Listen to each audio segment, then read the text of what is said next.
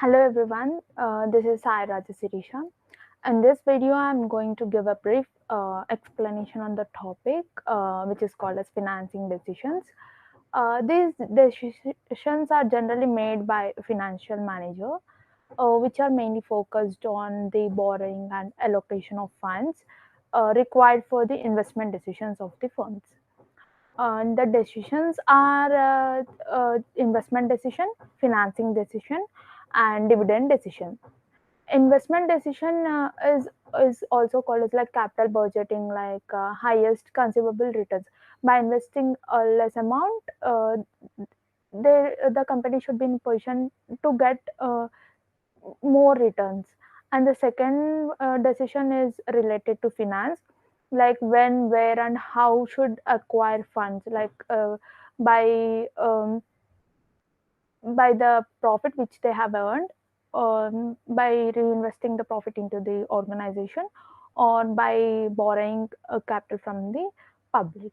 And the third decision is related to dividend decision, which are related to distribution of profit that are earned by the firm, whether to distribute it to the shareholders or reinvestment into the business.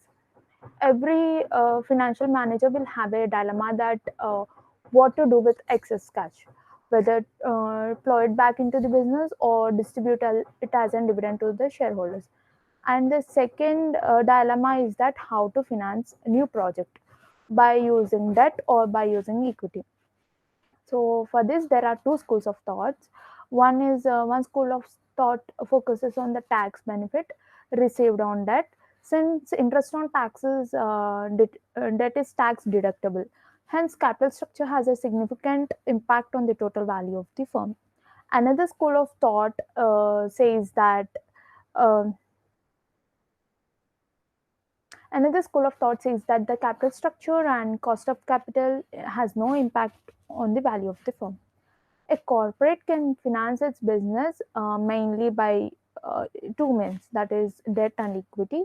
However, the proportion of each of this could vary from business to business. A company can choose the to have a to have a structure with 50% of debt and 50% of equity, or more of one and less of another. Capital structure is also referred to as financial leverage, which strictly means the proportion of debt or borrowed funds in financing firm mix of a company. Debt structuring can be a handy option because the interest on payable on debt is tax deductible, like it can be deducted from net profit before tax. Hence, debt is a cheaper source of finance compared to another. But increasing debt has its own share of drawbacks, like increased risk of bankruptcy, increased fixed interest obligations, etc. For finding the optimum capital structure in order to maximize shareholders' wealth or value of the firm, different theories have evolved. These are also called as approaches. Let us look into the first approach, which is called as net income approach. The net income approach suggests that increasing value of the firm by decreasing the overall cost of capital, which is measured in terms of weighted average cost of capital. This can be done by having a higher proportion of debt, which is a cheaper source of finance compared to equity finance. The second approach is net operating income approach. Net operating income approach says that firm value is not affected by change in company or firm's debt components. Net operating income approach says that the value of a firm depends on operating income and associated business risk.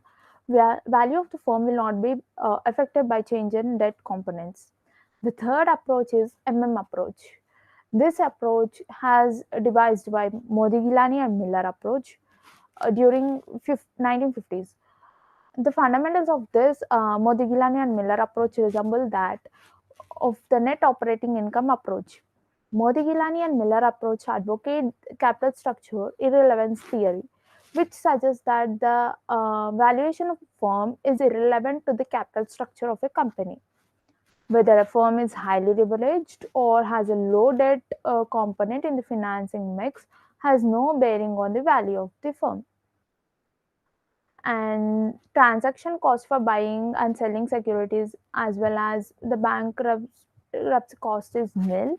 There is a symmetry of information. This means that an investor will have access to the same information that a corporation would, and investors will live, thus behave rationally.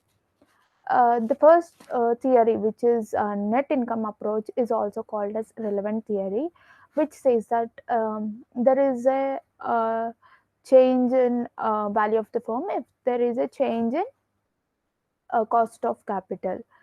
The second and third approaches is also, which is net operating income approach, and Modi Gilani and Miller approach is also called as irrelevant theory, which means there is no impact on the value of the firm if there is a change in cost of capital. I hope you all have understood the concept. Thank you.